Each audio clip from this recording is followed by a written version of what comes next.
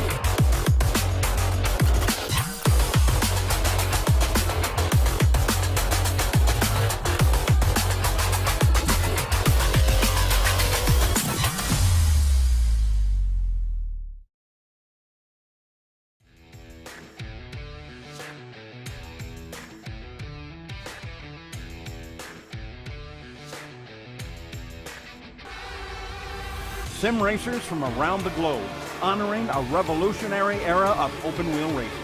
With a beast not easily tamed, roaring around legendary circuits at breakneck speed. When engineers and drivers push boundaries, sometimes too far. When heroes muscled roaring beast wheel to wheel around the hallowed grounds. A time when the only driver aids were his 2 feet. Perfect combination of man, machine, and speed. Experience the competition and the glory of the early 80s IndyCar action. The Lionheart Retro Series presented by SimXperience starts now.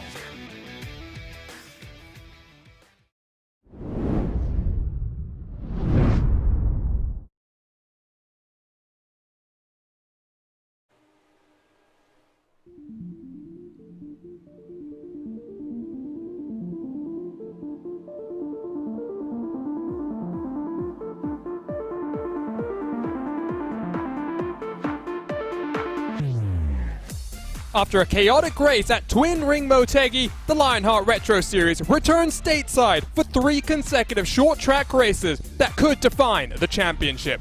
The Magic Mile is notorious for its passing difficulty, but in 4 consecutive years, being at the front has been no guarantee of victory. And with just 8 points separating our title favorites, survival is the name of the game. This is New Hampshire. This is the SimXperience 150 at New Hampshire, presented by Dewar's Candy. My name is Arjuna Kankipati, delighted to be joined as always by my co-commentator Dylan Cole. TV cameras brought to us by Istvan Ballo and TrackCams22.com, with some additional car cameras designed by RaceSpot's own Tyler Maxson. You can follow along with live timing and scoring by heading to RaceSpot.tv/Indy to follow along with our partners at ATVO. Let's dive straight into the HyperX pre-race show, because the Lionheart Racing Series is powered by HyperX. makers of premier gaming gear like the legendary ultra comfortable Cloud line of gaming headsets. Whatever you play, however you play, HyperX knows that we're all gamers. For more information on HyperX products, visit hyperxgaming.com and don't forget to use the promo code Lionheart15, that's LIONHRT15 for 15% off all orders.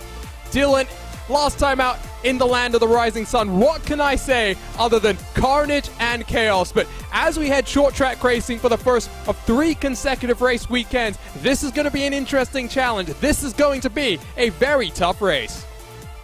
I mean, we're talking about New Hampshire. It is one of the most unique short tracks, and yes, it is the Magic Mile, but let's be honest here, it is a short track by the way it drives. You're going to have to really run the higher grooves on this track, to be able to hold momentum, hold speed, because if you try to go down to the bottom for too many laps at one time, you're going to burn some of that rubber off the car.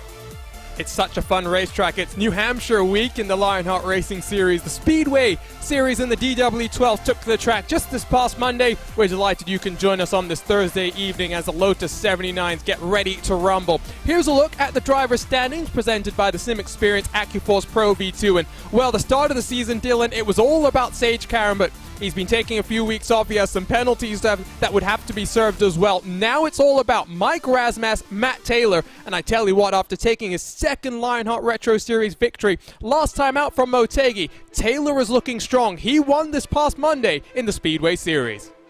I think everybody is happy to get away from that Motegi race because honestly, that was an interesting display of driving from everybody. Ended up being fewer than 10 cars finishing that race. But yes, this driver's standing, this battle has been so good throughout most of the season. And the best part is we're reaching its crescendo right now, nearing the end of the season. Cannot wait to see what happens. And to be honest, I would not be terribly surprised if someone like Aaron Morgan with some continued strong runs and consistency. He's always strong on the road courses. Let's see if he can parlay that as we go short track racing. Here's a look then at those rookie standings presented by Butt Kicker. And well, it's all about Taylor at the front of the overall standings. It's all about Taylor in these rookie championships as well. Michael O'Brien has had a rough couple of weeks, of course, last time in the wall in the early stages, almost causing some more carnage and chaos when he was a bit unaware of when the yellow flag had come out, or rather not come out, as it were. But you can see it's only 1 point between Chris Fowler and Michael O'Brien. David Sirwa, who is always strong on the road courses, last time around we saw Lavoie Motorsports, Dylan, really turning up the pace on the ovals. Let's see if they can do the same here from New Hampshire. Yeah, it's going to be really cool to see what they're going to be able to do, obviously, as we look at the rookie standings right now.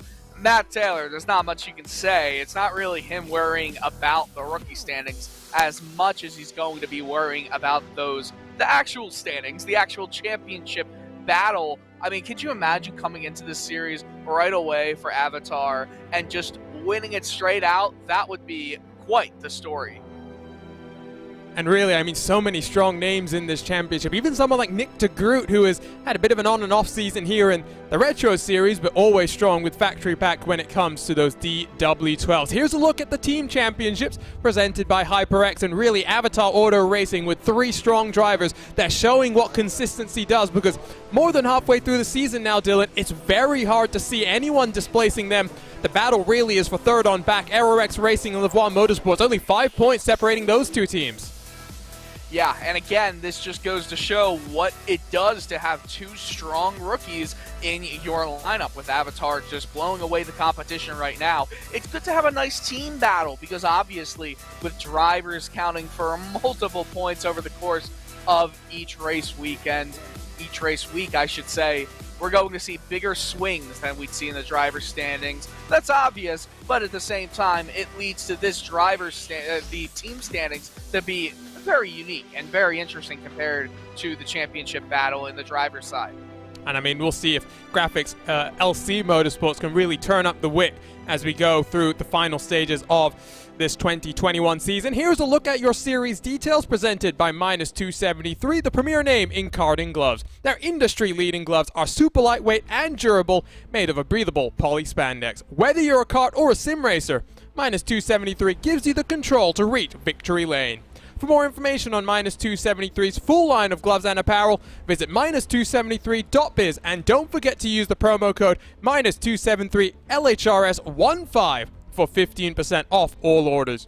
These drivers, they are fighting in that classic Lotus 79 custom fixed setups, all done by Andrew Kinsella. I've heard that the work put in for this race week has been even more intense, just making for what should be an even more raceable configuration of these Lotus 79 cars. We are down 2 of the Triple Crowns. We have to now wait till the final race of the season before we head to Fontana for Auto Club and that final leg on that Triple Crown.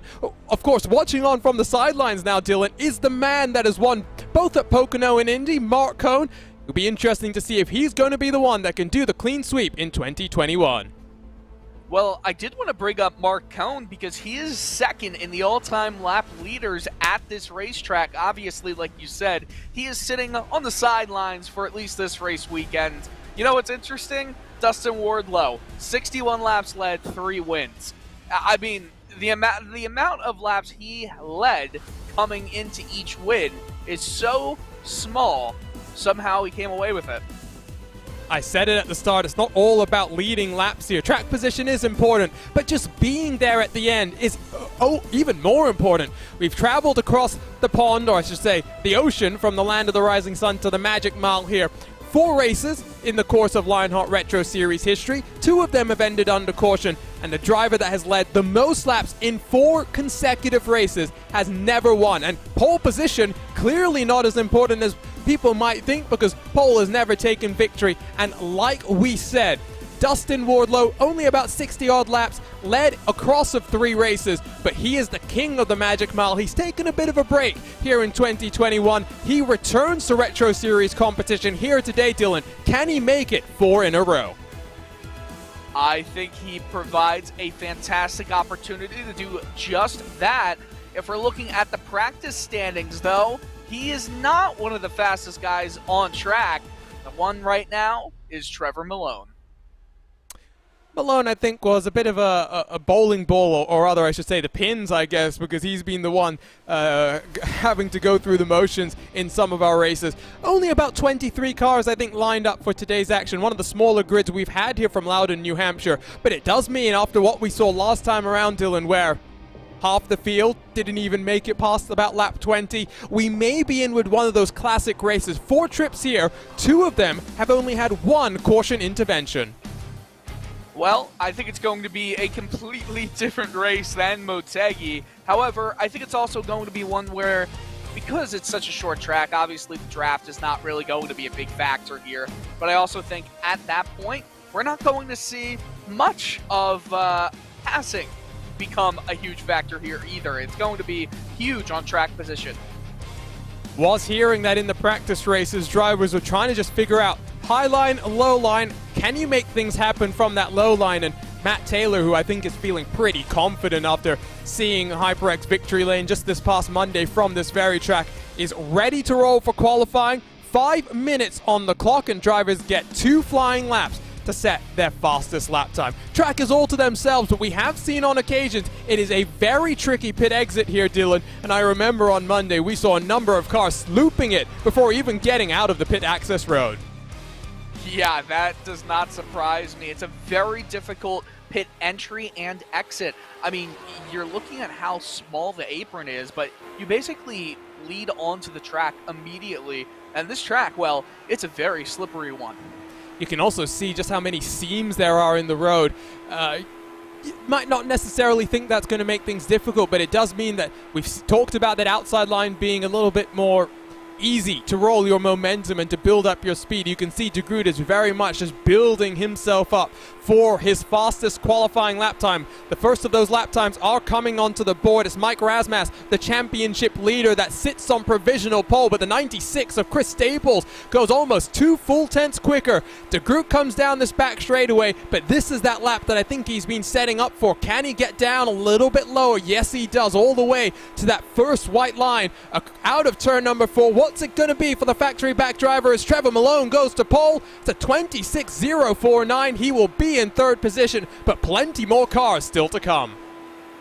I don't think it's good enough. I don't even think Trevor Malone's 9.44 is going to stem, and it's not. Chris Lanini goes just a little bit faster, 100 quicker, in fact. I wonder if we'll go quicker than that. I don't remember exactly those lap times from qualifying, but as De Groot gets a couple more practice laps under his belt, let's check in with Mike Rigney. The 00 was very racy as well in the DW12. So many drivers. Zaldo. Oh, and Zaldo, who is very committed. He is driven back from a holiday with his family to race in this race from New Hampshire. He will be driving back to be reunited, a 25.832, but I still think there are some quick drivers yet to come. Would not be surprised if Matt Taylor manages to go a little bit quicker. You know what's surprising, though? Not many drivers have taken their, less than half of the field, fewer than half the drivers have set any qualifying times right now. So I just wonder, Jean-Francois Matt just is out there, as well as, I don't know if anybody else, Dustin Wardlow, uh-oh. We'll see what Wardlow is able to do. Let's see, he wasn't one of the quicker cars in qualifying. He was about, practice I should say, 16th on the board if I'm remembering correctly. Here he comes, that will be lap number 1 in the books. It's a relatively slow one. Puts him at the tail end, but I don't think that's the representative lap time. Here he comes, the king of New Hampshire.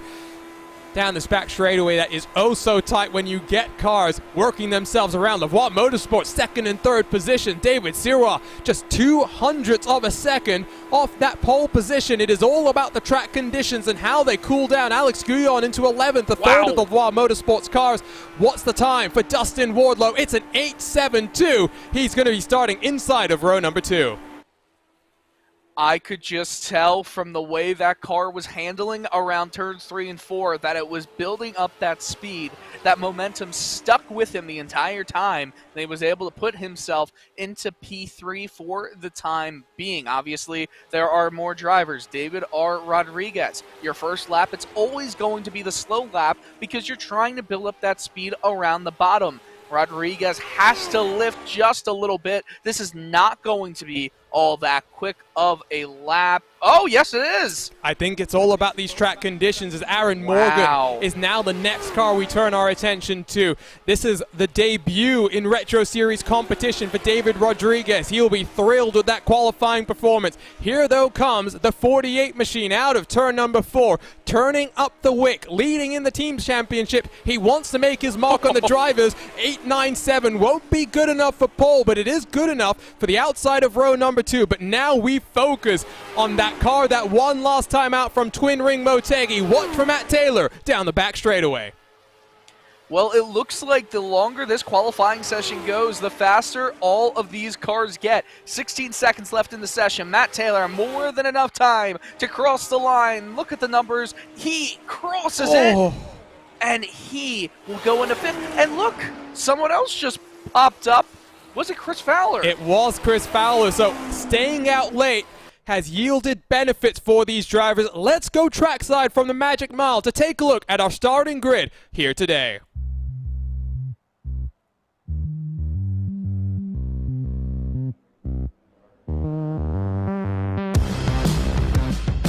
And so here is your butt kicker starting grid. He's made that long trip back home, but George Anzaldo puts it on pole position, a 25.832. But the very rapid Canadian David Sirois will complete that front row. Chris Fowler, Dustin Wardlow, very strong contenders on row number 2. The King of New Hampshire returns to Retro Series competition. Second place in the championship for Matt Taylor. He took victory from the land of the rising sun. He won here on Monday. He'll be inside of Michael O'Brien. Aaron Morgan and Jean-Francois Matt line up in 7th and 8th positions, with David Rodriguez on debut inside the top 10. Chris Lanini completes the first 5 rows. Trevor Malone, quickest in practice, 11th in today's grid, with Mike Rasmas, your championship points leader, starting back in 12th position. Mike Rigney, Chris Staples, 13th and 14th, with Isaac Neider in the pink and blue inside of Nick De Groot on row number 8. Alex Guillon, Ariel Alanis, 17th and 18th positions, with DJ Clark, the final car to set a lap time, inside of Lionel Callisto on the edge of the top 20. Callisto's always a hard charger. He's got lots of work to do. Craig Forsyth, Chris Reagan, and Gary Corley complete the 23 cars ready to go here today. This should be a fun one, Dylan. This is going to be exciting. I think it's going to go by a lot quicker than any of us are expecting it to be, especially from seeing everything happen to Motegi, Arjuna. As always, we have a number of onboard cameras to take a look at. Let's start with Mike Razmas, SimXperience, makers of the AccuForce Pro V2 direct drive steering system. For more information, visit SimXperience.com. Whatever you play, however you play, HyperX knows we're all gamers, and HyperX is always ready to game as we ride around with Chris Fowler. Matt Taylor as the butt kicker on board. What you see and what you hear is what you feel. For more information, visit thebuttkicker.com. And from pole position, it is George Anzaldo with the Carnox onboard, makers of the finest esports gaming chairs. We've got your back. Visit carnox.com. 142 laps, 150 miles here from the Magic Mile. We are ready to rumble. Competition, commitment, excitement. This is Lionheart. And this is a SimXperience 150 at New Hampshire, presented by Dewar's Candy. The pace truck is off onto pit lane, and we are racing from New Hampshire.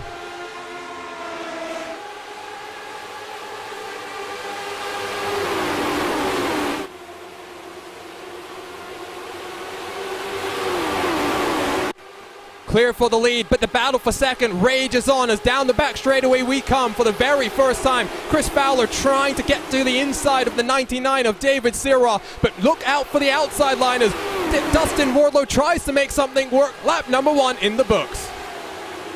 You can see some of these drivers dealing with that dirty air going around the corners. It's really going to be prevalent the longer in these runs that we find them. Their tires are going to be starting to wear out. But as we learned from Motegi, is it better to have worn out tires? Sometimes it is, but crucially it's about burning off the fuel as well and making sure you get yourself as light as possible by the end of this race. There's some side-by-side action with Matt Taylor, who's gone down a number of positions. 3 spots lost for the car that won last time out as we get underway here. Look at these cars flying their way through. Fastest lap powered by ATVO goes to Isaac Snyder all the way down in 19th position. Look at some of this action as we're only 3 laps into this race. Wardlow made a beeline underneath Chris Fowler into turn 1, and he's trying to do the same to David Sirah. Back into turn 1, takes the low line, and right behind, Aaron Morgan trying to make a move. Or actually, that's Michael O'Brien on Chris Fowler. There's just action happening everywhere. Wardlow, did he clear him? Maybe just by a hair. He's going to get it done, though, into turn 3. Was able to just send that car up the racetrack and run into the line that Sirah wanted to take. The Candyman, the fastest lap the last time around, but the attack from Lavoie Motorsports continues. Meanwhile, in the crucial fight for the championship, Taylor is trying to get to the inside of Sirah's teammate as George Anzaldo, clean air, already 5/10 clear, fastest lap to the series organizer. This race is going to go by extremely quickly. We're already done lap 5. Well, about to be done lap 5, and you know who's happier than anybody? It's Anzaldo. He's watching everyone fight behind him. The gap between he back to second place is just around 7/10. You see that number just going up and down. Matt Taylor, the fastest lap so far. He is trying to find his way through the field. And I think he knows that with Razmas not enjoying the best of runs in qualifying, O'Brien, did he get a touch or did he just have a little bit of a wobble? It is close between him and Chris Fowler, still scrapping over 4th position. But now 6 laps in the books, and Dylan, I mean, we saw some crazy racing from Motegi at the start that we thought it might go green for a while. It ended in tears. I think these drivers will realize after the lessons from that race on the other side of the ocean that they need to get to the end of this race because they will not be able to get those points that we were talking about over the course of that race. This is the kind of racing I love. Not necessarily a huge trap fest, but where the tire wear matters. Pushing the car all the way down to the bottom. Yes, you could attempt a slide job, but it's going to end up hurting you potentially in the long run. By the way, O'Brien did get tapped by Chris Fowler. However, it looked to be a little bit of net code there. There was some separation. So connections from both of them to the servers might have been a little wonky.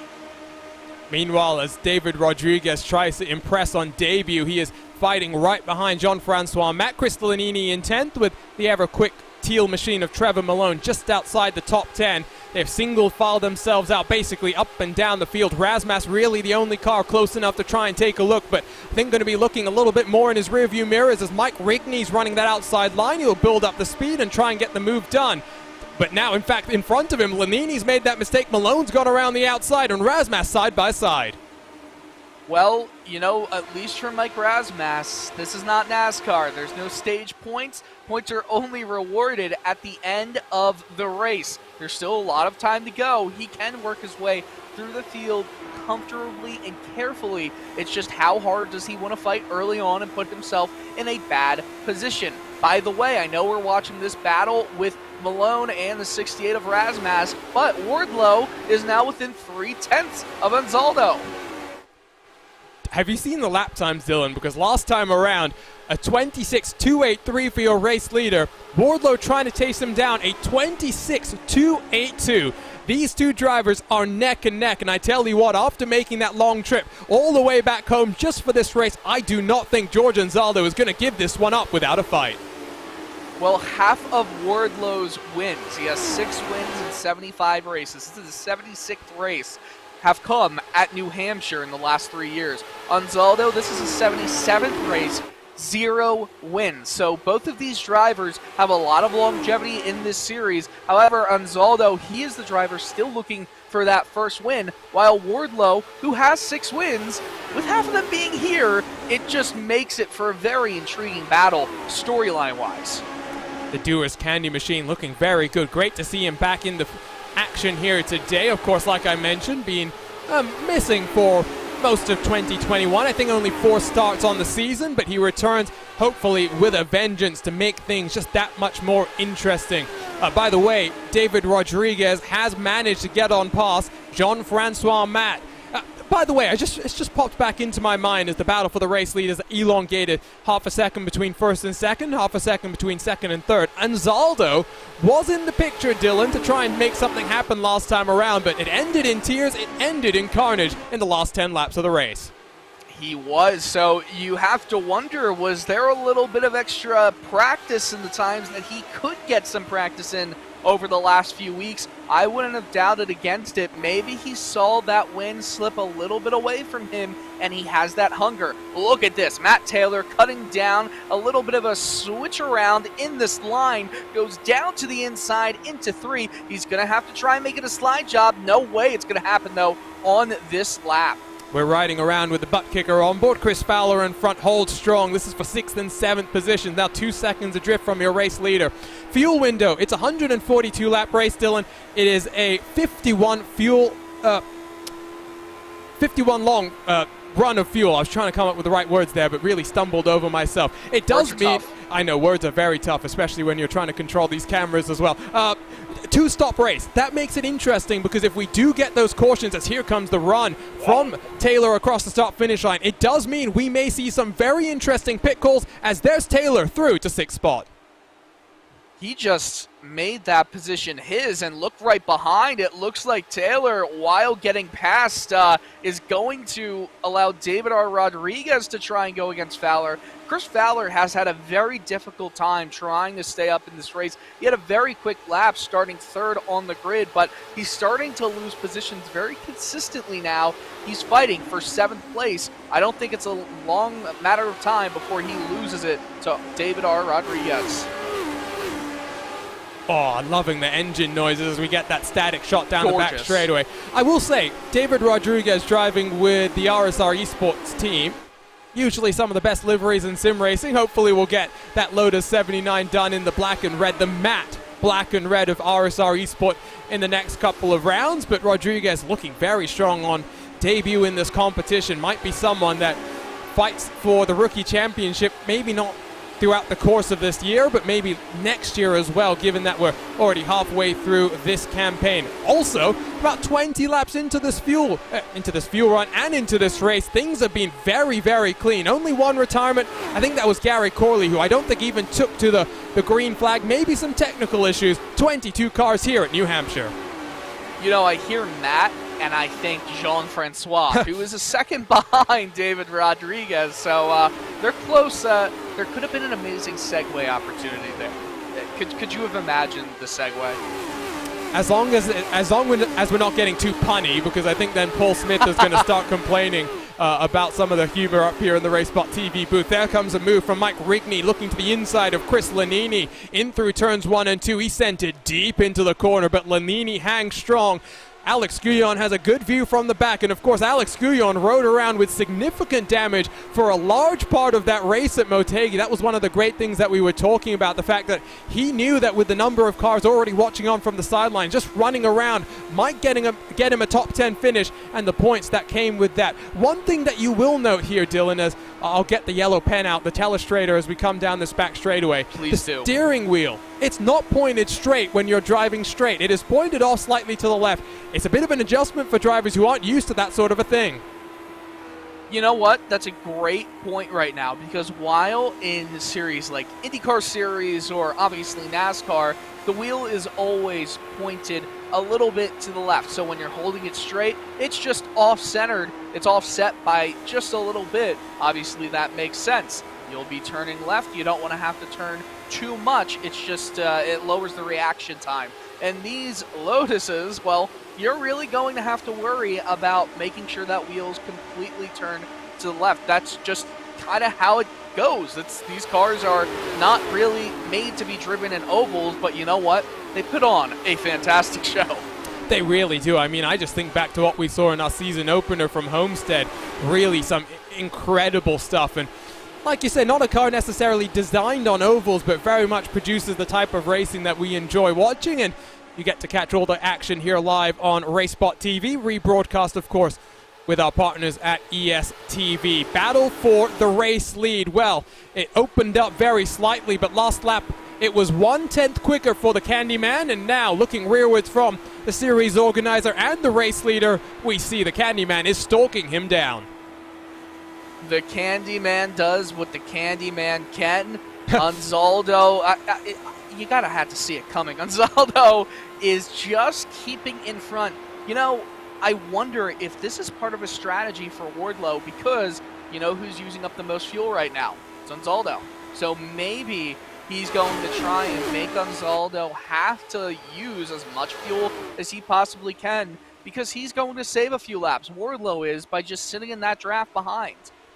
It's interesting, though. I compare and contrast this to what we saw on Monday, where George Anzaldo was running very strongly in the DW12. Fastest lap for Dustin Wardlow, though, at 26.0. Oh, someone goes even faster. Trevor Malone at 26.029. Wardlow with a 0.72 has really turned up the pace. And while clean air in that DW12 was so important, Dylan, it doesn't seem to be the case here today. Anzaldo is maybe running a very steady pace, but Wardlow is really able to follow much closer than I thought we'd see here. I agree. I think he's just stalking his prey right now. I don't necessarily think that he can't get by Anzaldo. I mean, Dustin Wardlow could do it. We've seen times when he's been close enough, but he's just sitting in the draft, and I think it's the same for David Siwa. You know, he sees what's going on in front, doesn't want to push it too hard. He could, and he might still, especially if he's able to get a little bit closer than where he is this lap, but at this moment, there's still a lot of race left to be run. I tell you what, it's probably a good chance to take a look at our SimXperience driver profile and talk a little bit about the Canadian David Siwa. First podium last time around at Motegi. It's been an up and down kind of a campaign. 9 starts, 5 top 10s, which I think just illustrates that he is a very strong and consistent driver, but he's only been able to convert them into 3 top 5 finishes. Missed out on the first race from Homestead, Miami. He debuted on the road courses. That's where we thought Lavoie Motorsports were going to be quick, but they've learned quickly. They have really gotten up to speed in all facets of the Lotus 79. It's pretty amazing, and obviously we're looking at all the stats of Siwa, and that third place finish was at Motegi. You know, it's interesting to me that not only is Anzaldo doing well here after doing well at Motegi, but it's also Siwa.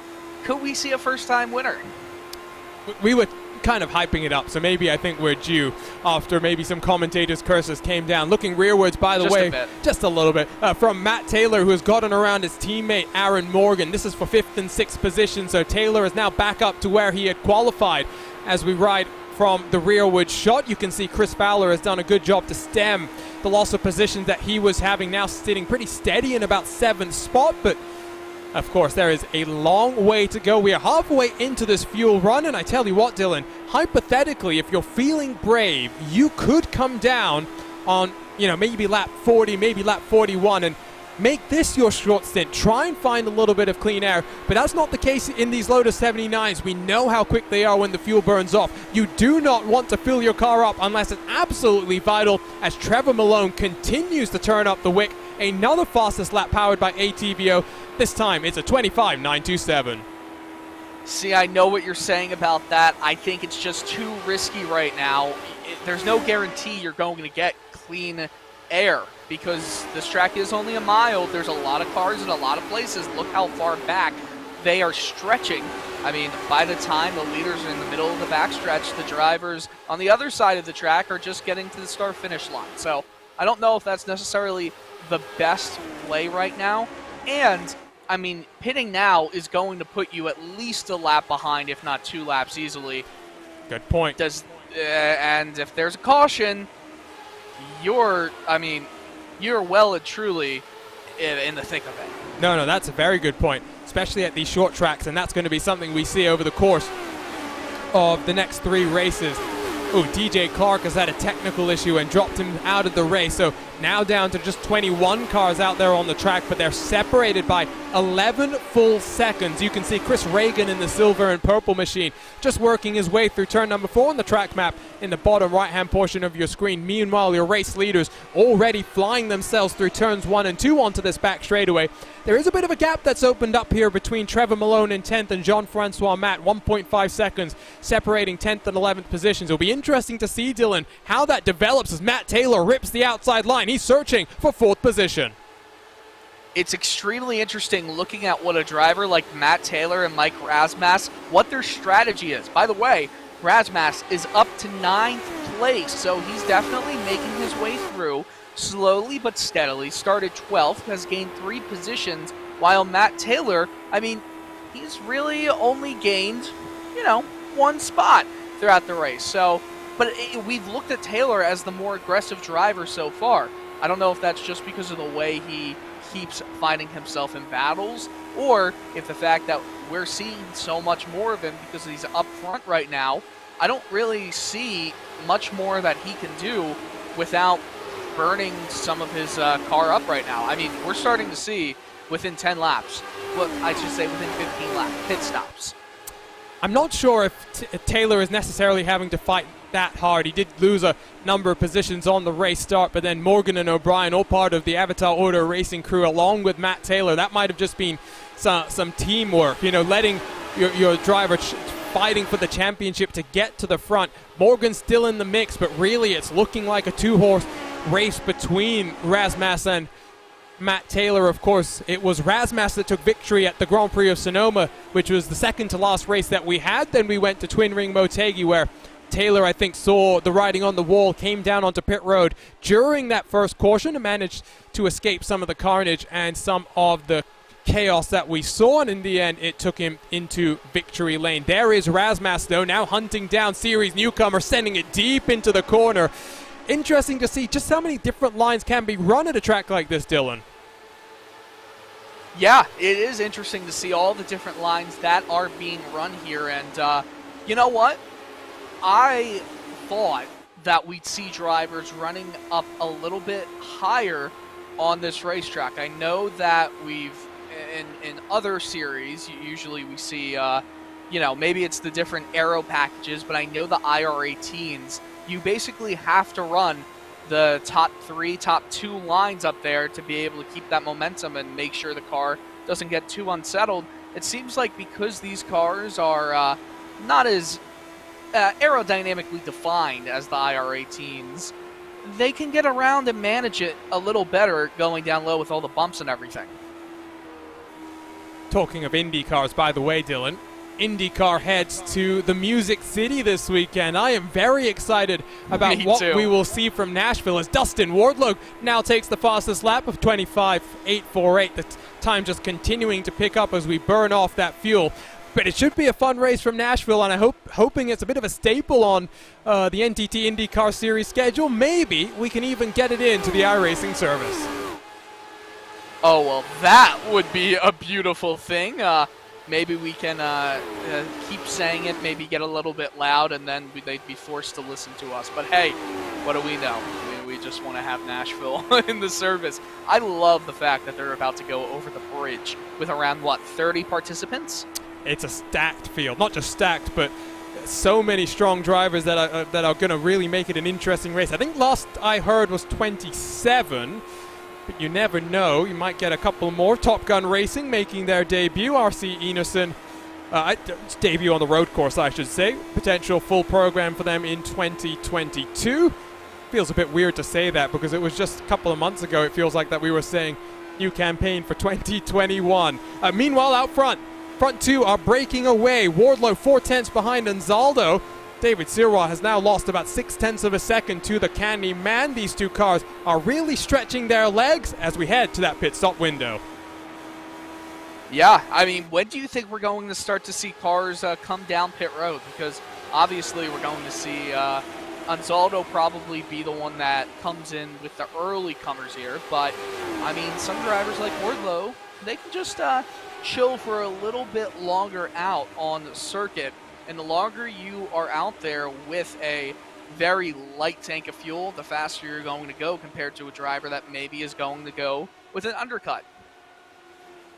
I think you stay out there. You stay out there. You hope for some sort of carnage coming off a pit road. We saw multiple cars. In fact, we saw the race complexion change when the leader made a mistake coming off of pit road, just getting onto the power a little bit too aggressively. That was Alexis Newsom trying to win the race off of pit road. Then, of course, we saw Alexander Van der Sant making a similar mistake. Neither of them bringing out the caution, but it does slow up the cars behind and really does compromise their entry on towards pit road. But lap 48 about to be in the books, only a couple of laps away, a couple of miles away as well from the magic mile.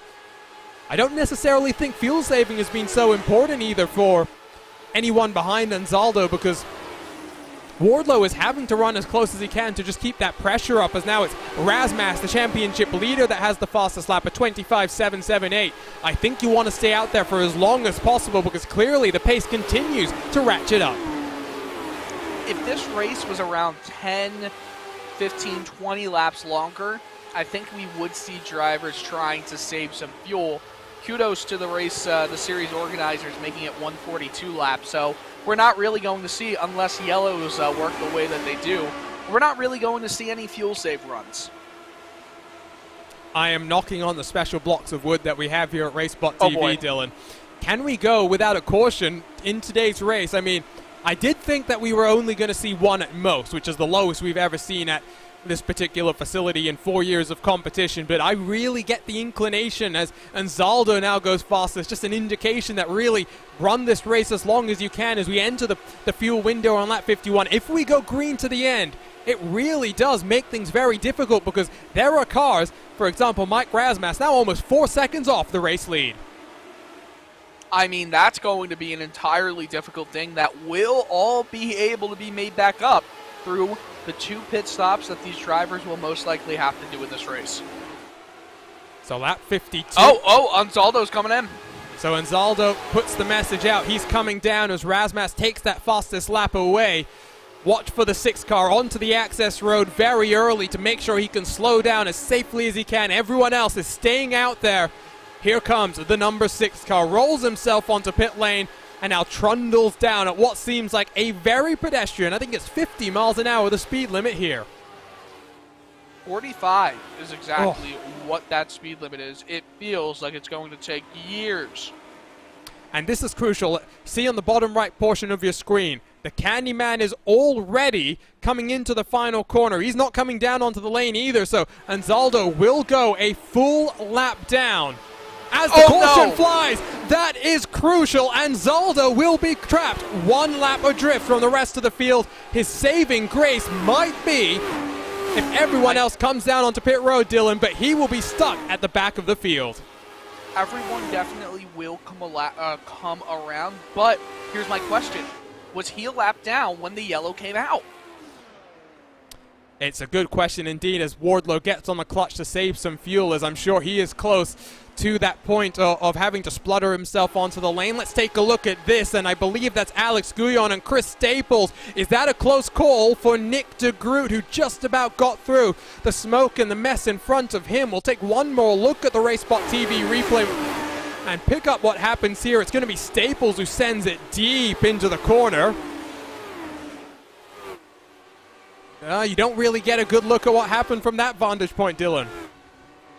Not at all. You know, I'm trying to kind of... Oh, there you go. Oh, yeah, that's a dive bomb if I've ever seen one. Yeah, that's a send and a half. Let's jump on board with the motorsports.com editor, Nick de Groot, as the cars indeed are working themselves onto pit lane. And watch this close call. Staples up the track, and de Groot just about gets away with that one.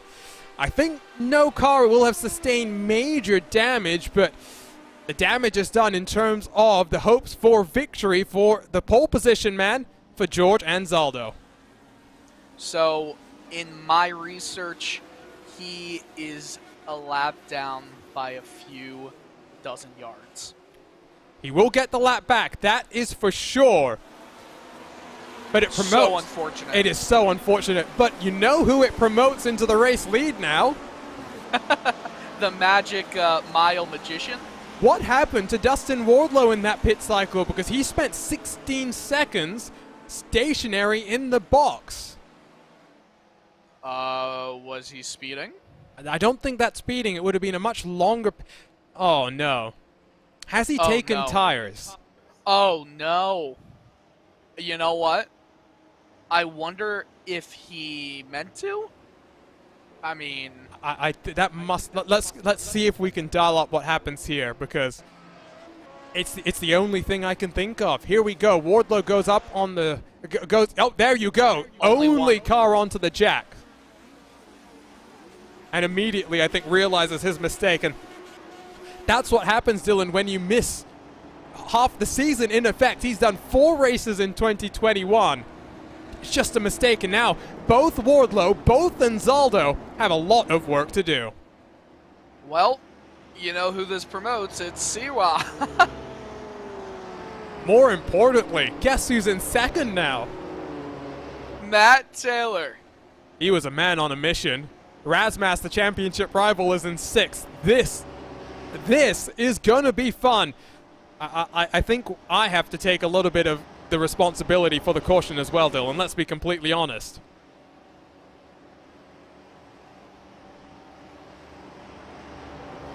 Well, one caution on the day so far, an exceptionally clean start to today's race. But we pace ourselves behind Benny. There goes Anzaldo to get his lap back. The lights are off on the pace car. We will be back to racing the next time around. It will be a one-stopper for the entire field. Of course, not too much strategy in effect here now, but Taylor in second, Razmas in 6th. And Dylan, I was just saying, I think I take some of the blame there for the responsibility and putting the commentator's curse down. I mean, in that case, I also shall take some of the responsibility. I will not let you be the only person charged with larceny, with stealing, you know, a result. Okay? Maybe George Anzaldo is going to be calling us up and saying, stop saying stuff. Just keep it factual. That's all you can say now in the RaceSpotTV commentary booth. Pace truck is off. We are ready to get back underway in the SimXperience 150 at New Hampshire, presented by Dewar's Candy. It's David Sirwa up front, but all now eyes will be focused further back in your field. What can the Candyman do? What can Anzaldo do as the green flag is back out? There is a huge mess of drivers right in front of Dustin Wardlow. How is he going to make his way through? Here you take a look at that aerial look of the gaggle of cars. Aerial look brought to you by ATVO, graphical partners at RaceSpotTV. It's all behind Razmas, who has David Rodriguez and Trevor Malone. The Lavoie Motorsports machines were side by side, and they will continue side by side heading in towards turn number 1 and 2. Razmas is defending for all of his might as the Candyman tries to make up some positions, but it's going to be hard, Dylan, but there is still a long way to go in today's race. Anzaldo has made one position back, and he's trying to make another, and he almost gets into the left side of, I think that was, or was it Chris Staples? Yes. Yeah, I believe so. I'm messing up my drivers here, but nonetheless, Anzaldo is having a whale of a time right now. Almost 3 wide coming out of turn number 2, and I think this is not necessarily the position he wanted to be in, but he will relish the opportunity to duck and to carve his way through the field. He's going to have a lot of work to do as Wardlow is side by side with Lionel Kalisto. Ooh, they almost get together. Sent deep in through the corner by the Candyman, nothing doing as Kalisto will hang on in the wood-colored machine. Always interesting to see the paint scheme that the 97 car has across of Lionheart Series competition. Now looking in the rearview mirror as Craig Forsyth is trying to make something happen while all of this carnage is going on as they shuffle around for track position. You can see Mike Rigney and Chris Lanini have just single-filed themselves out as Rigney just comes across the block. In through turn 3 and 4, though, the gap for the race lead, still 0.4 of a second. You know, we've only got 21 drivers on track, but this is some amazing racing. We had almost 30, I believe, at Motegi, so there's a lot fewer drivers here. Doesn't matter, though. As long as these guys put on some clean, hard, and fair racing, then that's all you can ask for. And for those just joining us, I can see some guys in the YouTube chat who are just tuning into this Lionheart Retro Series race. Anzaldo qualified on pole position. He led the entirety of the first stint, came down, the only car to come down under green flag conditions. He was then stuck. He was caught out by the worst timing of the caution that he would have hoped for, as it was Chris Reagan and Alex Guyon coming together and getting rather aggressive in through turns 3 and 4. That trapped him 1 lap down. He is cycled around to the tail end of the field and is working his way as we jump on board with the butt kicker on board. And we can see, even though you're able to follow relatively closely, Dylan, getting close enough to make a move happen seems to be just a little bit more difficult than we would think. It definitely is tough to make that final move. I still think drivers who are in second are going to be much happier just sticking it in second and waiting, because again, there is still a number of laps to go. We have not hit the halfway point just yet. We will in just a few laps time. So why push it too hard when there could be a mistake that happens, sends both drivers into the wall? We got to look at the temperature, the weather, 24 degrees Celsius, ambient 36 degrees on track. So it's a pretty nice track temperature, kind of around where we typically see it for a cloudy, gray-skied New Hampshire afternoon. 35% humidity, 10 km/h wind. So pretty bang on average, I'd say. What I would say, though, is it's mostly cloudy, so it does mean that you may get those moments where the sun is shining. It will bake the track just that little bit more, and just watch out for... It's all about adapting to the situation at hand, and that's the same thing when it comes to the 10 km/h winds that we're seeing, Dylan, is making sure that you understand what your car is doing at all points in time. So when you get that gust of wind that just tries to blow you across the track, you know what you should do. Cloudiness in New England? Color me shocked. It's almost like the iRacing team does a great job with their weather modeling. It's almost like they're about to perfect it even more. You very nicely built me into what I was just about to say. The wonderful broadcast that iRacing put on for the 4 hours of Charlotte. Of course, all benefiting the National MS Society. Almost $50,000 were raised in 4 hours of racing. One of the greatest things was for every donation that we got, Greg Hill and a number of other members of the iRacing team were on hand to give us some insights to the latest developments coming to the iRacing service. And, well, it's not necessarily going to be a factor when we come to these oval races, because you don't tend to race on ovals when it's sprinkling. But when you go road course racing, which we'll do a number of times to close off this 2021 Lionheart Retro Series season, maybe next year, Dylan, the addition of rain will be something the drivers have to deal with. There's a lot of questions there, especially in official series during the iRacing week. Is it going to be known in advance? Are we going to see rain or realistic weather come in a league schedule? Is it going to be a fixed setting? we don't know yet. There are many question marks how the rain will do. It looks like it's going to affect the cars in a very believable and realistic way, as it should. So how is it going to be worked with by the league administrators? I wonder if it's going to be something like custom setups, fixed setups.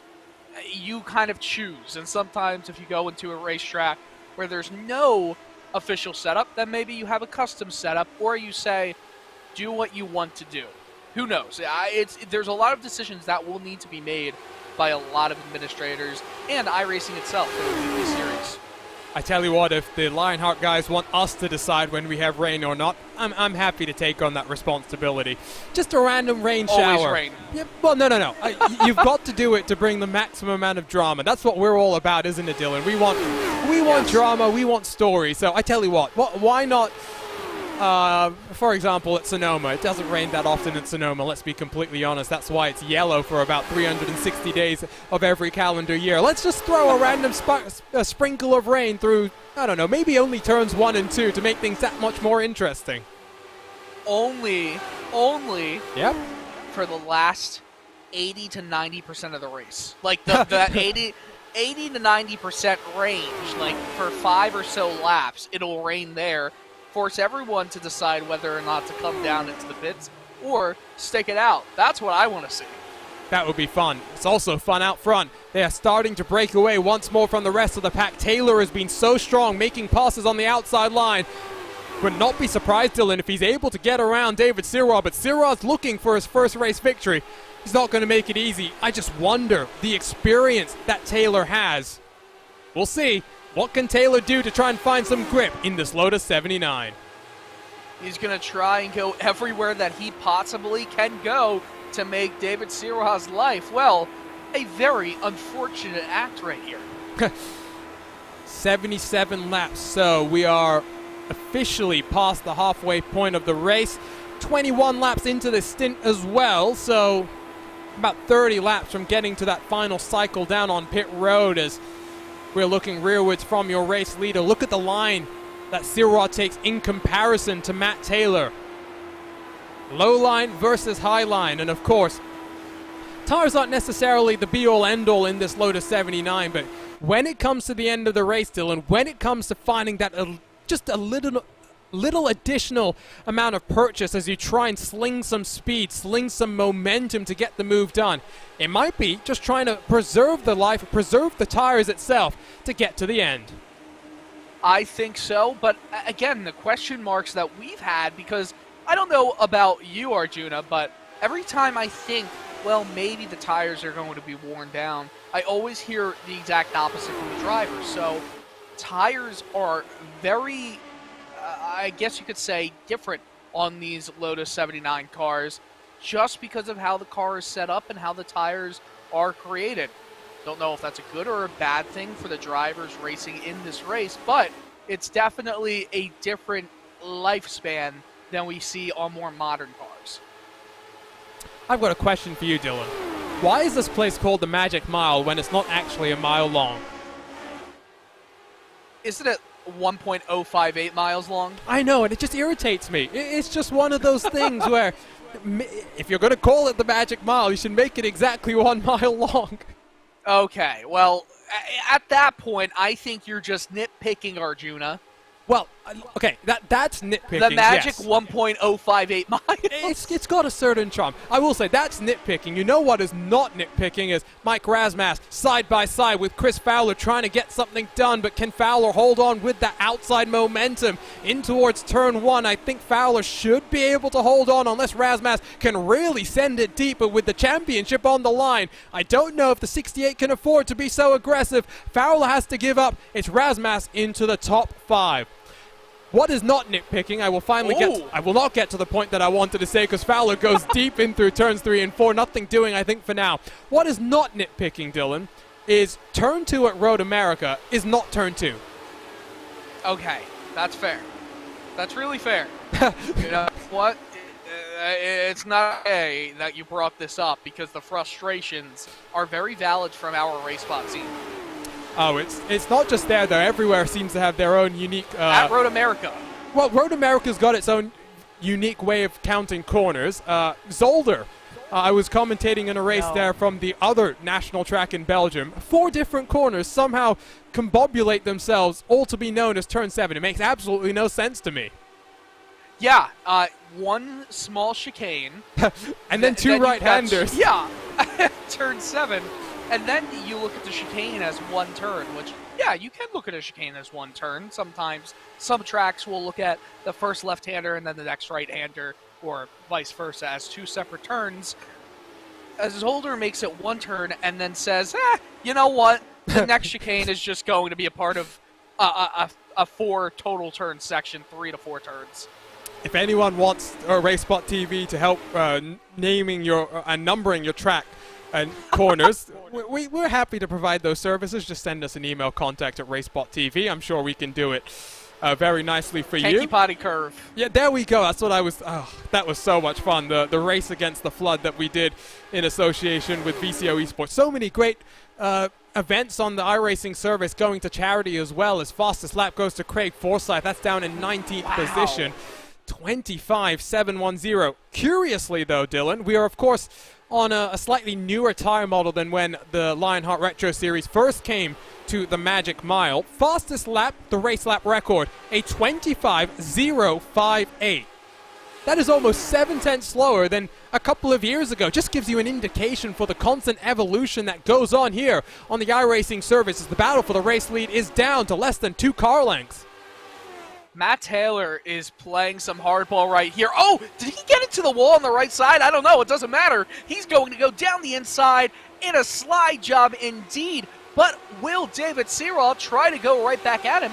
It looked like he just gave him the position. That was, a little bit less easy than I thought we'd see.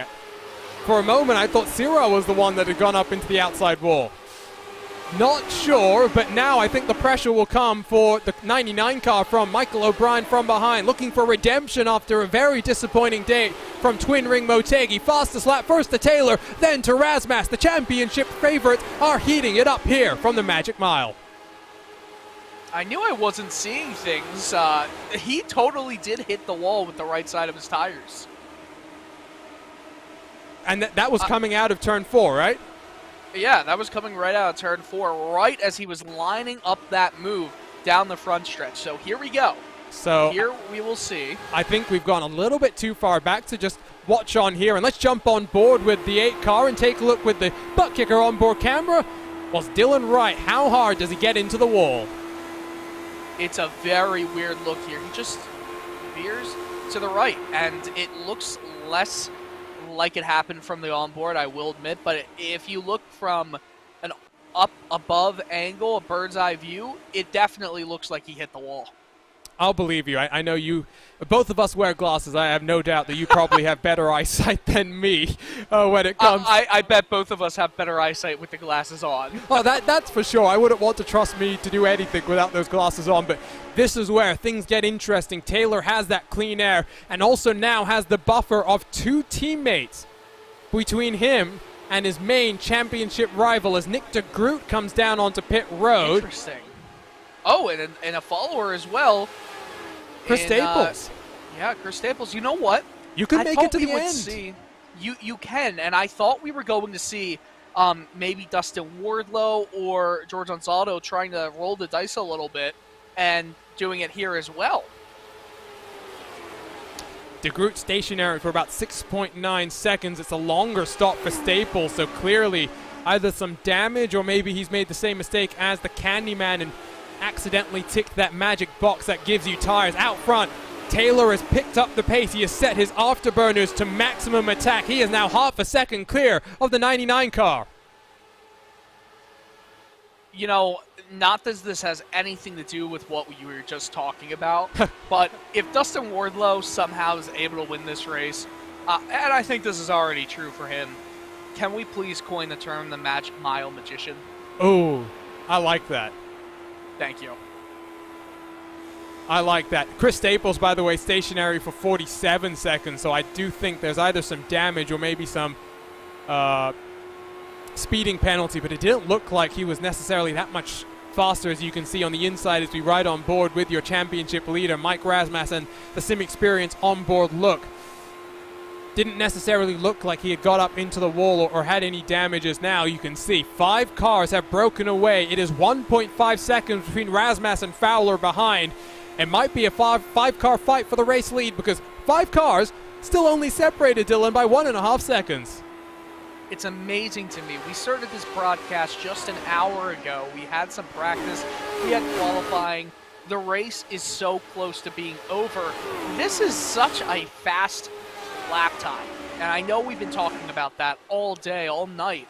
But we really have to understand from a driver's perspective, when you're coming into a race that you know is going to be very quick, how does that play in your mind, the moves that you want to make? I think it's an interesting one because based on last time, and we're trying not to talk so much about Twin Ring Motegi, Dylan, but based on last time, they would have known that attrition is important. Getting to the end, making sure you've got a clean car, and just trying to make sure that we didn't have 10 cars at the end of the race. I mean, let's be real there. No one wanted to see that sort of a race. When you come to a track like this, it is just as crazy, but in a very different type of a way. You're not going to see the 4 and 5 wide stuff that we saw. What we might have is a potential caution. It is the number 10 car of David Rodriguez. I'm only saying it because he's stationary on the inside of the track. We saw, though, on Monday night, the iRacing system has been a little bit more lenient as Taylor puts in the fastest lap once more with a 25.612. We might stay under green, but Rodriguez has got to keep this clean. The debut has come to a disappointing end. It totally did, and Matt Taylor is about to round him right there. Oh, that's a shame for Rodriguez. He was having such a fun and unique race, I'd say. We'll catch the replay here, and we'll find out exactly what happened. Oh! So we got together with someone. I think, looking at it from a very quick angle, kind of gets up, makes him get a little bit loose. Can't quite see who that is up there. You kind of have to find fault with Rodriguez there. I believe that's Chris Fowler. We will take a look at the aerial look and go super slow-mo. Fowler is, I think you're right there. Rodriguez, I think maybe just thought he was clear, and there he spins back first, and digs himself into the tire barrier as well. I think that's what did the majority of the damage there. So we will rejoin the live pictures. Only one caution on the day. It's been very, very clean, very fun so far. 42 laps to go, and we are well and truly in the pit stop window. We definitely are, and it's going to happen within the next 5 or so laps. So we saw drivers, namely Nick DeGroot, come in 6.9 seconds in the stall. These drivers are going to have 10 fewer laps to worry about fueling up for. So how long will it take for them to get fuel? Maybe 5 seconds. That's a huge difference. It's not modern F1. I mean, let's be honest, when you're looking at sub 2 second pit stop. So that's still a very, very quick time down on pit road and stationary. Is, for those wondering, we are 47 laps into the stint, and yes, that does include a couple of laps under pacing, so we may be looking at that window really opening, Dylan, in about 6 laps time, as it's now Chris Lanini in the 92 car that takes that fastest lap. I mean, if we're staying green for the entirety of the rest of the way, which obviously we're talking about it, it's like talking about a shutout in hockey. Once you mention, or a perfect game of baseball, once you mention it, it's obviously not going to happen. But if we do stay green and the lap times are around every minute, we're getting around 3 laps or so, we're going to end up having this race last, I believe, underneath an hour. Crazy. Just crazy. And in total contrast to what we saw the last time around. And really, I think that's an impressive bounce back from these drivers. It's agreed. An indication, Dylan, of what we wanted to see from Motegi. Didn't get the race that we wanted there. But if you're watching here on RaceSpotTV, Thursday nights, these Lotus 79s, they always put on a show. They do always put on a show, and Lionheart in general puts on a fantastic show. I mean, obviously the 3 series that it runs is just awesome, and we love to be able to broadcast them all. Arjun, I believe you're a part of all 3 series, and Justin Prince is with you for the other 2. Am I correct about that? You are, and as AJ Musselman points out, who competes in both the IndyCar and the Speedway Series, this race is going to be done in 15 minutes. Will be done before 9 p.m. here on the West Coast, which I'm going to be honest, that means we'll be off air by 9:15, one of the shortest broadcasts we've had in 2021. This is the battle for 12th on back. Jean-Francois Matt has his rear-view mirrors filled of Chris Reagan and Isaac Snyder side by side across the start-finish line. The pink and blue machine sends it deep through turn number 1. Doesn't run up the track, doesn't cut off the run from Reagan, from Staples. Staples holds on. Here comes Anzaldo to the inside. Oh, that was so close to being disaster and catastrophe right there.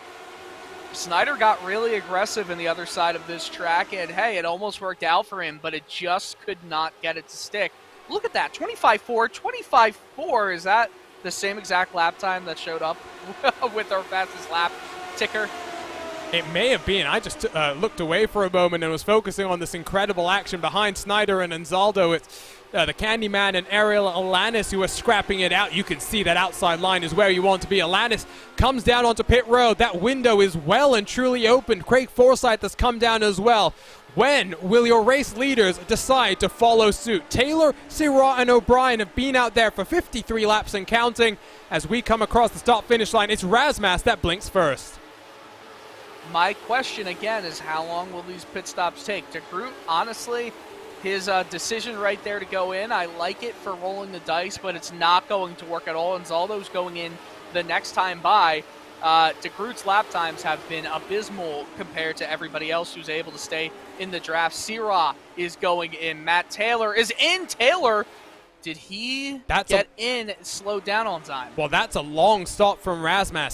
7.6 seconds as he'll roll himself back out onto track. And you can take a look in the bottom right portion of your screen at where all the drivers are. Razmas feeds out right behind Chris Fowler, who has now jumped up to third. We watch as your former race leader comes into his box. David Sirott in front of him, also getting filled up. That is a much quicker stop. 6.6 seconds stationary from Matt Taylor, looking for 2 race victories in a row. It's a tricky pit exit. Watch here for the bobble over the bumps. All under control. Feeds himself out right behind, I believe that's the 45 of Craig Forsyth. Trying now to figure out where everyone is on pit road and this strategy, because it's an interesting time to come on down, because any mistake, Dylan, really could cost you in terms of if a car decided to bring out the caution. O'Brien rolls himself off as well as Aaron Morgan. All sorts of cars trying to get back up to speed, and really I have no clue where anyone is. Yeah, no one does right now. Will finally, I think Matt Taylor is going to get the lead. David Sirott as well right behind. Actually, Sirott and I can't see exactly who that is. That's Morgan. Morgan has jumped him on the pit window here. Can O'Brien, who is rolling himself off, get back out in front of Sirott, bundle him off the podium? Is it an Avatar Order racing? 1, 2, 3. Yes, it is. Taylor from O'Brien from Morgan with 30 laps to go here at New Hampshire. Amazing. Yeah, Morgan had a slow stop there, and obviously Matt Taylor, his pit crew able to execute order 6.6, so did a very good job right there. Well, yesterday was the 4th. May the 4th be with you, Dylan. Okay, how about August the 4th be with you? I know. We've got to make them count where we can. Incredible. I thought that was clever. It was clever. I will say, with the pit stop window now being done, Taylor, O'Brien, Morgan, Sirott, and Razmas, your top 5. I feel for David Sirott, leading for so long, running then in second once Taylor got on through. He will have to defend to hold on to 4th from the championship leader. Yeah, and things shook up quite a little bit, but now Michael O'Brien is the man behind, and obviously, you know, you never want to see team orders come into play, but you don't think he's going to be racing him too hard, right? I think you've got to be careful here. I don't think you can afford 1, 2, and 3 teammates. You cannot afford for anything to happen. You are watching coverage of the SimXperience 150 at New Hampshire, presented by Juris Candy. We are going to have to step aside for as short a commercial break as we can. Don't go anywhere. The final sprint to the flag right after this.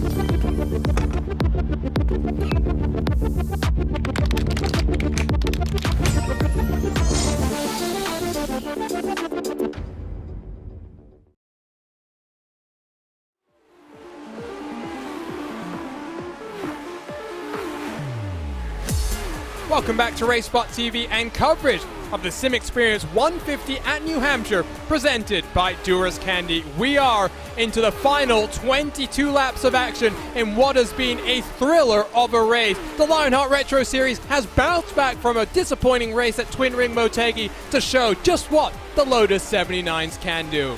My name is Arjuna Kankipati, delighted to be joined by Dylan Coyle, as always, here on a Thursday evening. And Dylan, what fun it has been, 20 laps to go, and Matt Taylor has stormed to the front of the field. He now leads by almost 1 full second from his teammate. You know, this is the status quo race for the Lotus 79s in this Lionheart Retro Series. This is what we're used to seeing from all of these drivers. The entirety of the field is racing clean, it's racing hard, and it's really fast, really fun. 20 laps to go. I mean, we're talking maybe 5 minutes before this race ends if we stay green. I think we're looking at maybe 8 minutes or so based on the timings that I'm getting from my live timing. And a reminder, you can follow along with our partners at ATVO, RaceSpot.tv/Indy. Well, it is an Avatar Auto Racing 1, 2, and 3. They have been so consistent so far this season. They have broken away by about 1.5 seconds from the pack of David Sirah and Mike Rasmas. We can jump on board with the number 20 car and Chris Fowler as he runs around in 6th position. It's been an interesting day for our two championship protagonists. Matt Taylor lost about 4 positions on the start. He had to work his way up through the field, back into podium contention, and once he got to the race lead, Dylan, he has not looked back, but after starting outside of the top 10, Mike Rasmas has shown a lot of patience to be in the top 5. This is one of those races for Mike Rasmas where if he does become champion, he's going to have to remember this one because he's doing a very good job of keeping his nose clean. He could finish this race in 4th position, and while it will not be a win as he sees Matt Taylor win it, and I believe would go ahead of him in the championship standings, this is a race that is important for him to get right because it could have gone so wrong.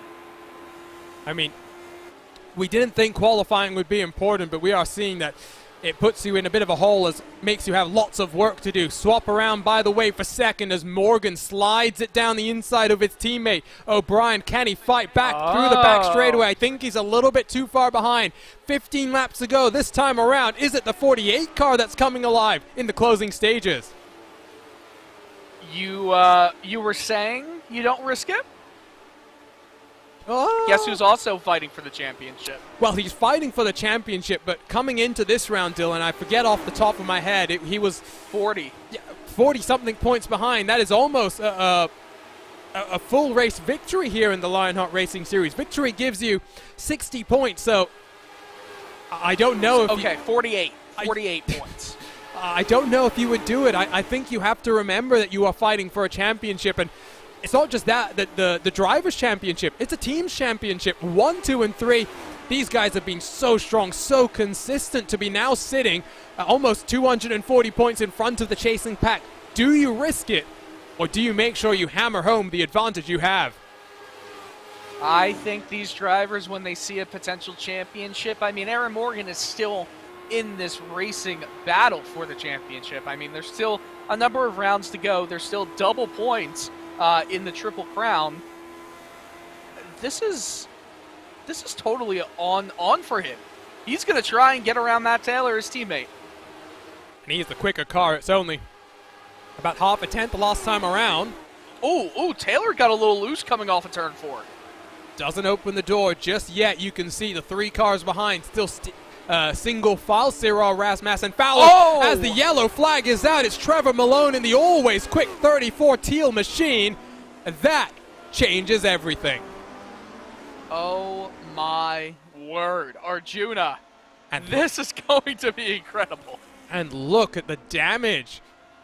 Look at the damage to that car. It's side by side with one of the One Motorsports car. That's got to be Alex Guyon, who in the 08 machine. Oh, that's what AJ Musselman was just talking about. There is lots of netcode at a track like this where you are racing at breakneck speeds. And we'll take a look at the aerial look. You can see maybe Guyon's a little bit late on the turn-in, but ultimately it's Malone that pays the price. Another hard hit into the tire wall. That is an awful hit. They're just digging into the wall here at New Hampshire. We'll get a replay from the track cam, and I don't know if that's... I think even with netcode involved, I think you can say it's a racing incident with two drivers racing a little too hard. But I do see the turn-in. I feel like, we were always talking about the last few weeks with the Lewis Hamilton Max Verstappen incident. You know what I'm saying, though? I feel like this is one of those incidents that is like 60-40 racing in a way. Well, race control has been pretty quick in taking a look at that, and it does indeed appear to be a racing incident. Speaking of Silverstone and drama there, did you catch what happened when the Lionheart IndyCar Series went to Silverstone, Dylan? No, did that happen? No, even more chaotic. We're talking about through the last chicane, contact between the race leaders on the final lap of the race. I'll send you a link after this one so you can take a look at that one. Send it to everybody here. Who wants one? Well, and just a reminder, Dylan, we will head to Silverstone for what should be a fascinating race. We have a number of these ovals, these speedways to get our way through. The next couple of rounds will be all short track racing. First up, the Iowa Speedway. Then we go to Gateway and the Worldwide Technology Raceway before Michigan finishes a run of speedway races before Silverstone, Long Beach, Road America, and then that double points finish you were referring to at the Auto Club Speedway. Yeah, if I am Aaron Morgan, I am not showing any huge respect right now to Matt Taylor because I'm fighting for a championship. I know teammates, I know all of that, but you're fighting to get back into this championship battle. You got to go for it. Lights are still on the pace car, which I believe means 7. Yeah, I think we're looking at a 7-lap shootout here. So it's not exactly 7 miles, but it is near as makes no difference. 7 miles of racing to go. So that means 25-second lap time, Dylan. About 2.5 minutes for Aaron Morgan to make something happen here. Amazing. And it does mean, with that second caution, that unfortunately it's not looking like we're going to tie the record for the lowest number of cautions. 2 of the races have had just 1 solitary caution in 4 previous trips. A couple of the other races have had 4 and then 7, so a bit more bumper cars, elbows out sort of racing. But hopefully we'll finish under green and not get a 3rd finish under caution from this wonderful facility, Dylan. Yeah, that would be a darn shame, and look at that. The lights are off on the pace truck. We're going to restart with 7 laps to go. Arjuna, do you have a drink of water next to you? That's what I was just doing very quickly. It is time, though, Dylan. I'm putting you on the spot. Who's going to come out victorious here? Because anyone in the top 6 really has a chance, if you ask me. You want to hear my bold guess right now? As long as you knock on all the wood around you, just make sure. Can you hear? Did you hear the knocking on wood happen right there? No, but I trust you. Okay. Michael O'Brien, Matt Taylor, Aaron Morgan come together. Whoa. Mind blown right now. 2 cautions on the day. It is 7 laps to go here at the Magic Mile in the SimXperience 150 at New Hampshire, presented by Juris Candy. The pace truck is off, and immediately we go back to green flag racing. It is an avatar order racing 1, 2, and 3. Who will come out on top? 7 laps to go.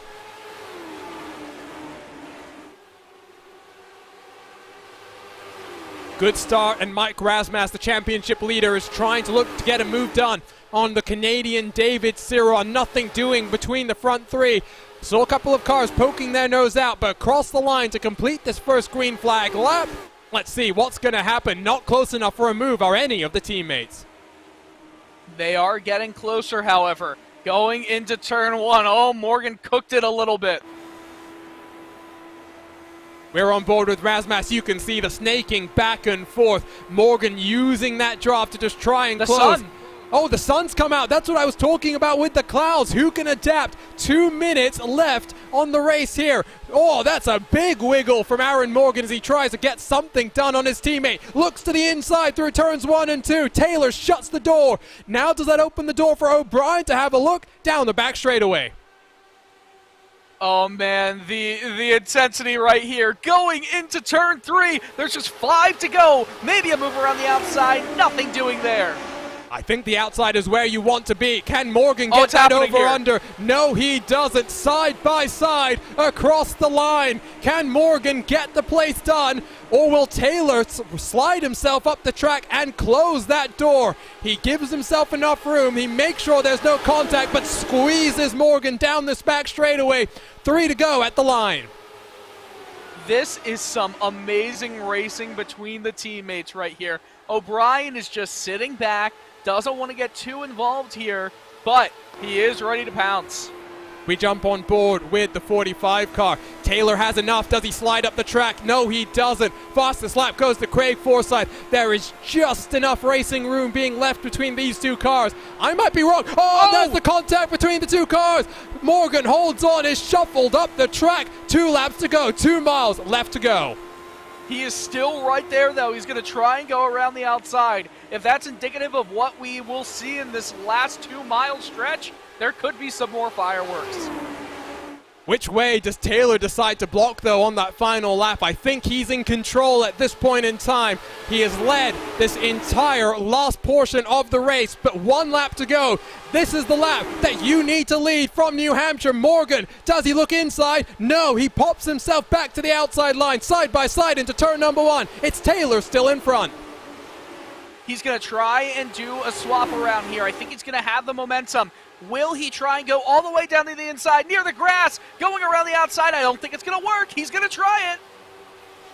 What a race from New Hampshire, 142 laps, but it is Matt Taylor that takes his 2nd consecutive Lionheart Retro Series win. He moves himself into the championship lead at the SimXperience 150 at New Hampshire, presented by Dewar's Candy. My word, Dylan. Unbelievable. I'm glad you were wrong there. The teammates put on a show. Too. There was a little bit of contact, but they were able to hold on to it. It's Taylor back to HyperX victory lane. Anzaldo got P9, by the way, so a good recovery drive from him. Wardlow, 15th. Well, the teammates 1, 2, and 3, they will celebrate, and they really deserve it. Ultimately, though, all the plaudits must go to Matt Taylor. A disappointing start to the race. He bounced back, and he bounced back in the only way possible. Taylor burns the house down from Loudon, New Hampshire. And Dylan, this is a staple on the Lionheart Retro Series calendar. We know why here in 2021. Yes, because the racing that is produced here is nothing short of incredible. That was some amazing driving. I'm so happy we got to show it and talk about it with everybody in the YouTube chat. And of course, ESTV is going to have a great rewatch here. Oh, the fans on ESTV will be treated to some fun. Let's take a look at these Carnox race results. Look at that gap. It is the closest race in 5 years here from the Magic Mile. Matt Taylor victorious. Less than half a tenth between him and his teammate Aaron Morgan, but is an Avatar Auto Racing clean sweep of the podium. David Sirwa led for points in today's race. He is looking increasingly strong. The Lavoie Motorsports team really enjoying their run in 2021.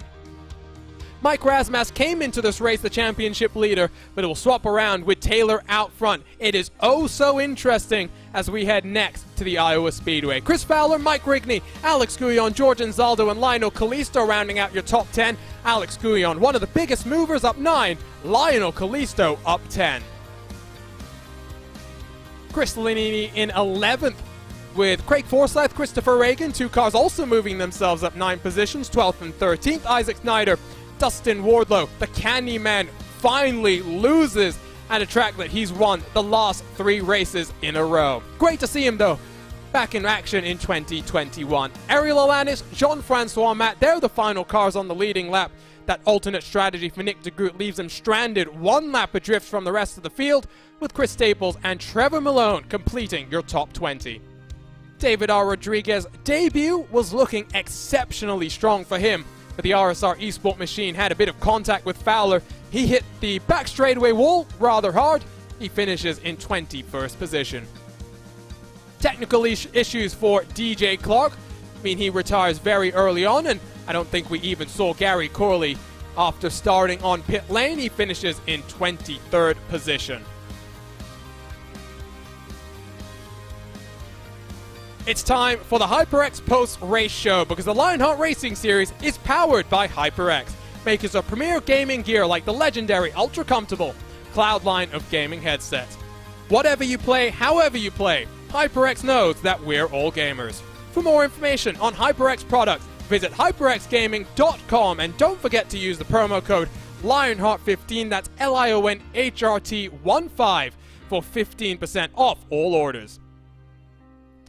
And let's make our way straight into the HyperX victory lane. For the second time this week, we find Matt Taylor victorious at New Hampshire. But Matt, that was an extraordinary finish to the race here today. Yeah, it was. We were really tight. Wasn't sure what the last caution was going to do, and actually what that was going to finish like. It might finish the same way even without the caution. Aaron had that draft and was running me down. It was a good hard battle there at the end.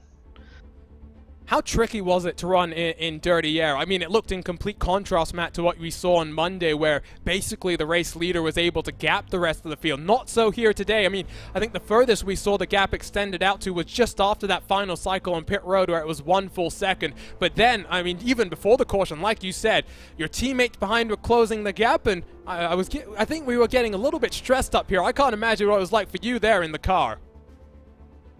I felt pretty good. I knew it'd be really hard to complete a pass, but really the key tonight, working strategy, and I didn't qualify the best, but I was really confident in that. Staying kind of in clean air where I could, and taking advantage of a few runs, because really the passes I made were just guys would get the exit wrong and have to lift a little bit, and that was just enough of a run to be able to get some passes done. So between that and then working the strategy right, everything went really perfectly.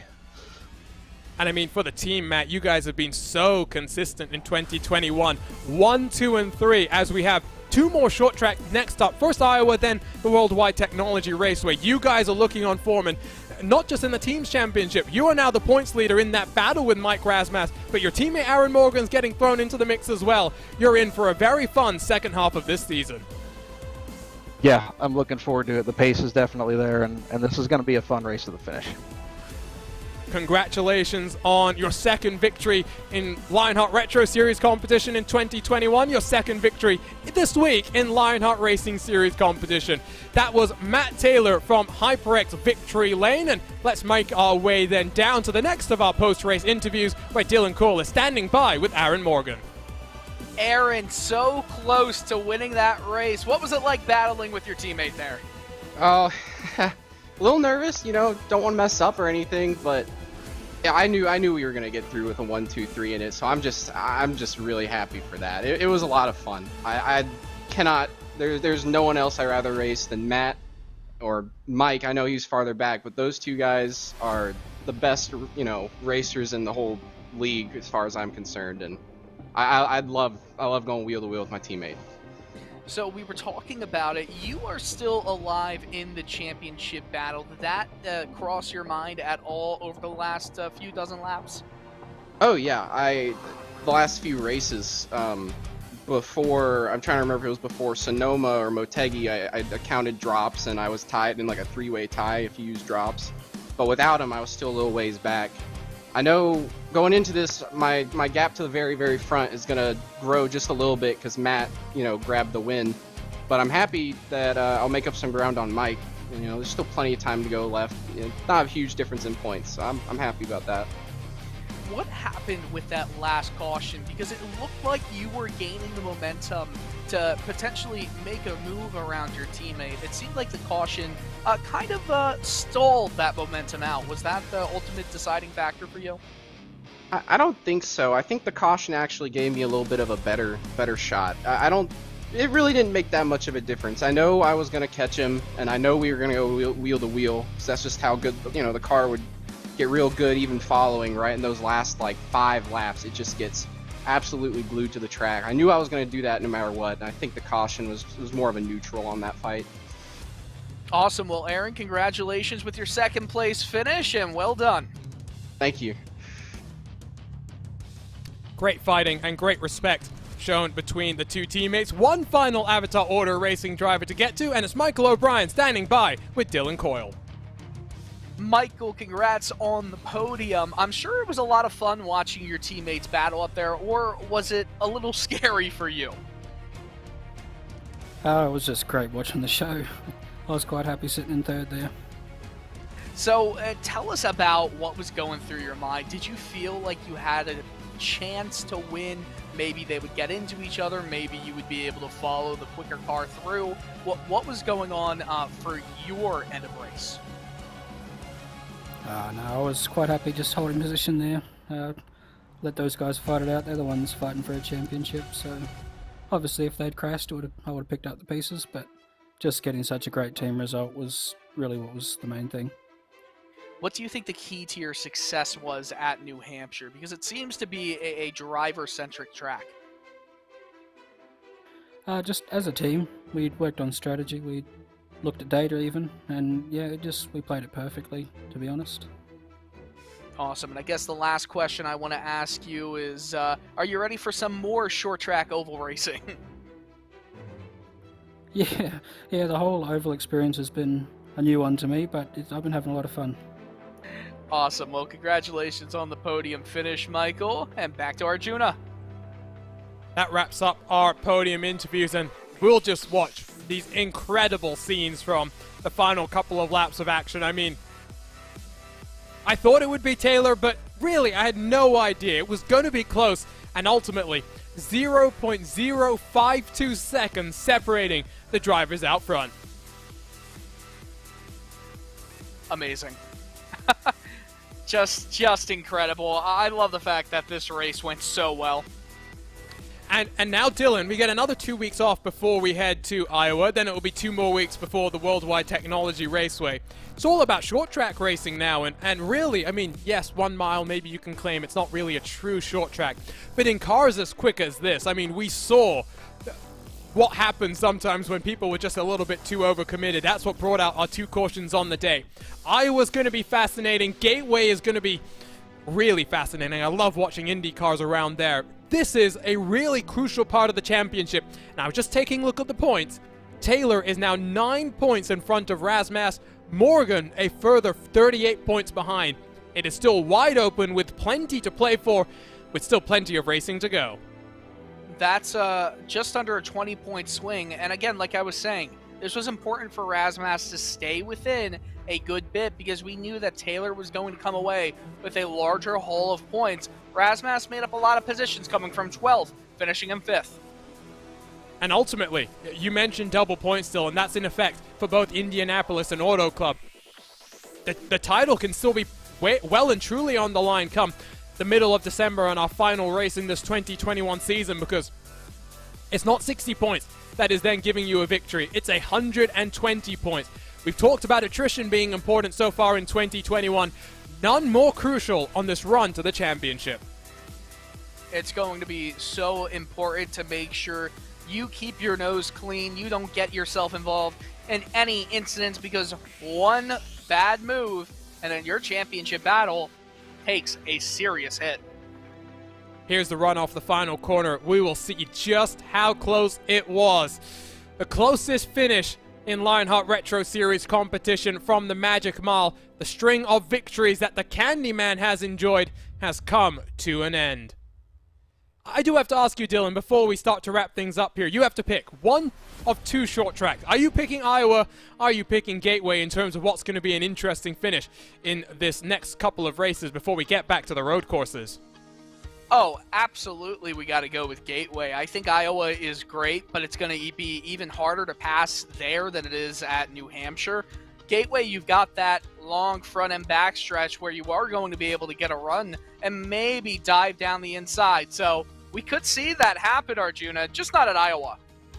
Well, it is time to wrap things up in what has been one of the quickest events we've had in 2021 across 3 different Lionheart competitions. Let's thank all the people that make this happen, starting with the SimXperience AccuForce Pro V2, the premier professional simulation racing steering system. The key to its incredible realism is the groundbreaking direct drive motor control system, providing a driving experience that's second only to the real thing. For more information on the entire SimXperience ecosystem, visit SimXperience.com. The Lionheart Racing Series is powered by HyperX, makers of premier gaming gear like the legendary ultra-comfortable Cloud line of gaming headsets. Whatever you play, however you play, HyperX knows that we're all gamers. For more information on HyperX products, visit hyperxgaming.com and don't forget to use the promo code Lionheart15, that's LIONHRT15, for 15% off all orders.